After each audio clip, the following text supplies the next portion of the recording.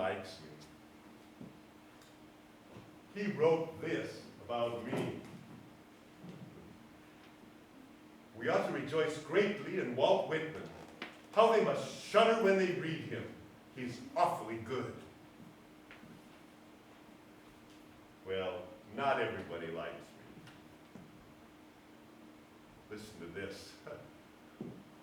Walt Whitman knows as much about art as a hog knows about mathematics. I have scores of quotations like this from my literary critics. Sticks and stones. But there are those who would break my bones. Secretary of the Interior, James Harlan, finds a copy of Leaves of Grass in my desk at the Bureau of Indian Affairs, fires me. Boston District Attorney Oliver Stevens, together with Massachusetts Attorney General Marsden and the Society for the Suppression of Vice, inform me that if I publish the Leaves in Boston, they'll have it declared obscene. We argue back and forth, back and forth. My publisher gets involved. Finally, they tell us absolutely 2 poems must go.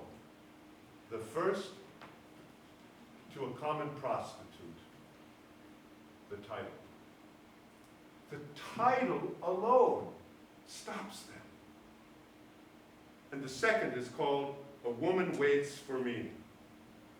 And let me share with you what is perhaps the objectionable passage. It is I, you women. I make my way. I am stern, acrid, large, undissuadable. But I love you.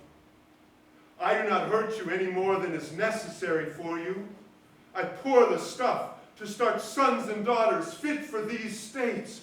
I press with slow, rude muscle. I dare not withdraw till I deposit what has so long accumulated within me. Through you I drain the pent-up rivers of myself. In you I wrap 1,000 onward years.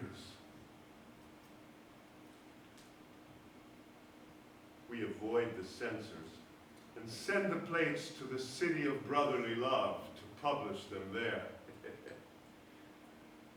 Emerson warned me, though.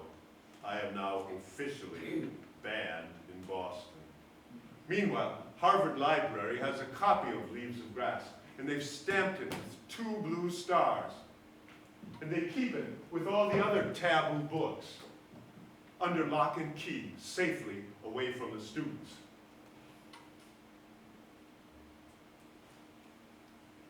Don't let them get to you. I am more resolute because all have rejected me than I ever would have been had all accepted me. And remember, we will also always have allies.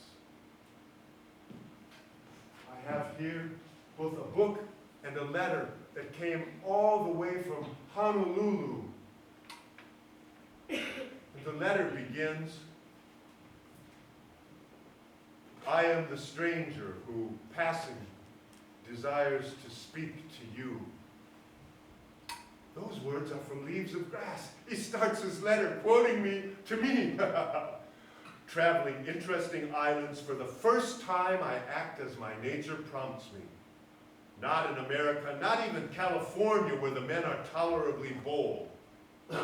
I sailed to Tahiti in 5 weeks to live the real life there, for your sake as well as my own. Affectionately yours, Charles Warren Stoddard.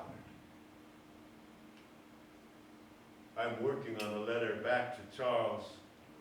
It begins, I received your beautiful, soothing South Sea idol. I warmly approve of your adhesive nature. I know that the Western world would condemn, but those tender, personal relations in the Pacific Islands touch me deeply. Much closer to home, I am admired by Abraham Lincoln. We see each other regularly on the streets of the Capitol, and we never speak, but he knows who I am. Because back at his law office in Springfield,